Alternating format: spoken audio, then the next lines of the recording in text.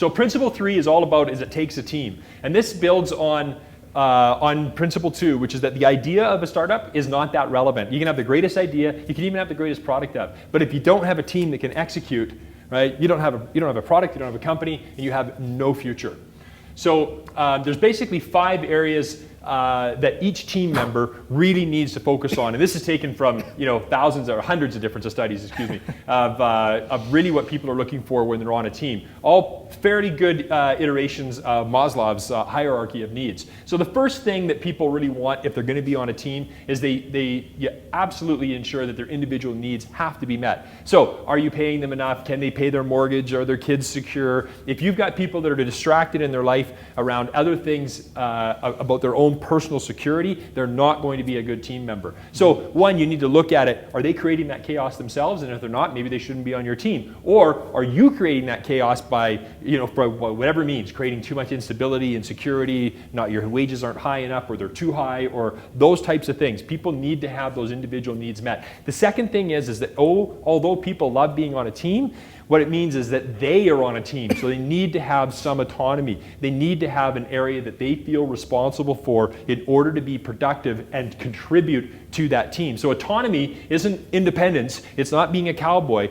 but it is about having the ability to be accountable for something and held to that accountability. It's a human need. People need to feel valuable, and that's how they feel valuable. The third thing is people want individual mastery. So when they know that they've got it a place that they can contribute to, what they actually now want is they want to get better and better at it. So providing them an environment where they can increase their skill set, see where it's contributing, and actually become somewhat specialized or an expert in a particular area, and letting them shine in that, huge ability for people to be big contributors to the team. And actually, when it gets down to wages, it actually works backwards. Wages is about the 5th most important thing, 4th, depending on what study you read, 4th or 5th most important thing people care about in their job.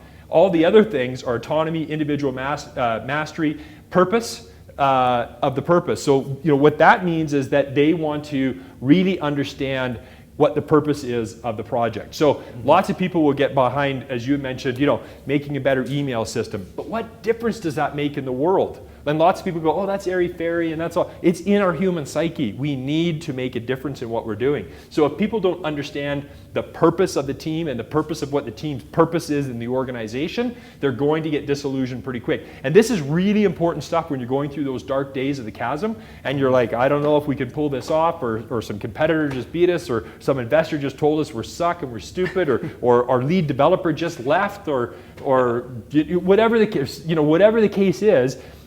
This is where you pull the grit from. This is where the team comes through and actually makes things happen. I think one of the key points to remember about purpose of the purpose is the Harvard Business Review did a bit of a study a few years ago, and when an individual in a company doesn't know what they're doing or how they contribute to the overall goal, how they contribute to the purpose, they equate that feeling to the same sense as a fear of mortality.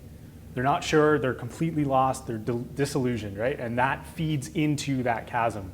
And so if you don't provide this for employees, they're only widening that gap at the bottom. And I think it's such an apropos example of how you actually shorten that chasm by having the right team and putting the right principles in place. Mm-hmm. And finally, it's all about guarding the gate. People want to guard the gate. People want to have a reason to be proud of what they're doing. And you, as a team leader or as an individual, a CEO, you need to absolutely make sure that the people that are on that team are equipped to be able to be effective with those 5 areas. And if they're not, you got to move them off the team. Tough decision or not. Doesn't matter if it's your brother, your brother-in-law, your cousin, whatever it is, they got to go.